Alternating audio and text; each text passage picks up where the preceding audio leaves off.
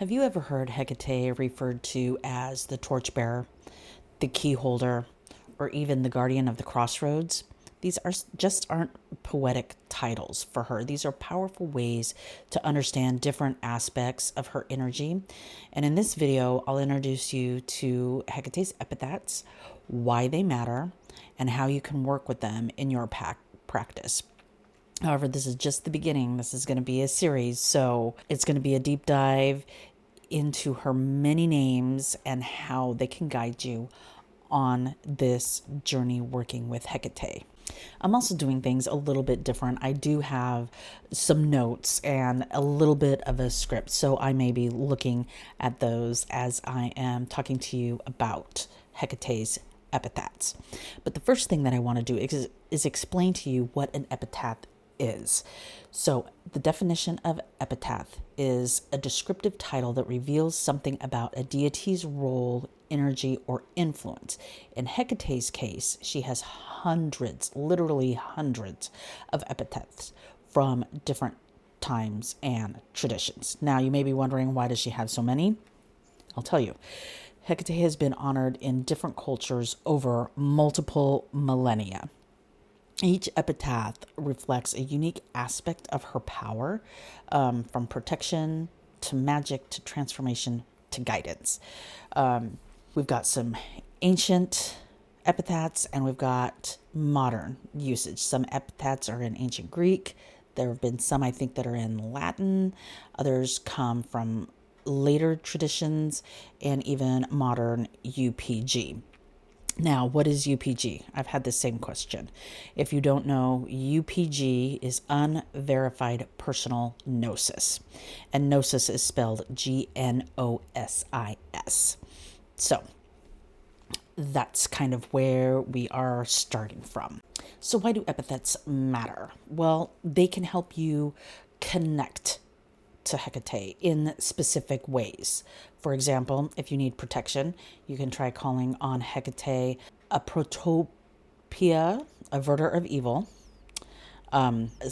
Please bear with me because sometimes my pronunciation is not going to be the greatest. So, again, example one, if you need protection, try calling on Hekate, apotropia, averter of evil, and that will bring in her protective energy. Second example, if you're at a crossroads in life, working with Hekate Adonia of the roads helps with decision making. And this one I have used frequently myself, and it does help. Hekate Adonia of the road, it has helped me make many of really significant decisions I needed to make in my life. So how can you use these epithets in practice?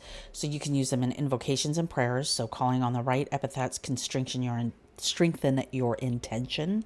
And I found this to be very true for myself. You can use it in your ritual and spell work because the epithets help you. And I know they've helped me like focus my energy and my intent on what it is that I'm working on.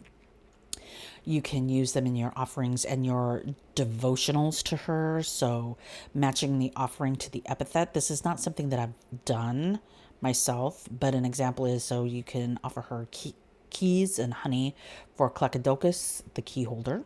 So I do already have like a part 1 of her epithets video already up, but I'm kind of going to redo things a little bit so they make a little bit more sense. Instead of going alphabetically, I think I'm going to break these episodes down into themes like protection and banishing, guidance, wisdom, and crossroads, transformation and shadow work epithets, strength, courage, and power epithets, magic and witchcraft epithets. So that's how I'm going to structure this series. So if you're looking for something to bring in protection or banishing, then that will be in the name of the video where those epithets are going to be. And I'm also going to make sure that at the end of each video, there'll be a link to a related video, but also in the description, I'm going to put down the epithets that I discussed in the video along with their meanings So stay tuned for that. Again, if you want to get notified when these videos come out, please make sure that you are subscribed and that you hit the bell button. And each of these videos, I'm going to explain like the meaning and the origin of the epithets, how they are historically used, and how you can work with them today. Like I mentioned at the beginning of this video, this is just the start. This is going to be an entire series, and I think the first one where I will go in depth into the epithets, I'm going to be doing the protection and banishing epithets. So again, subscribe, hit the bell so you know when that video comes out. And if you're already working with Hekate, do you use epithets first? Second, and how do you use them in your practice? Let me know in the comments below, and we will see you on the next one.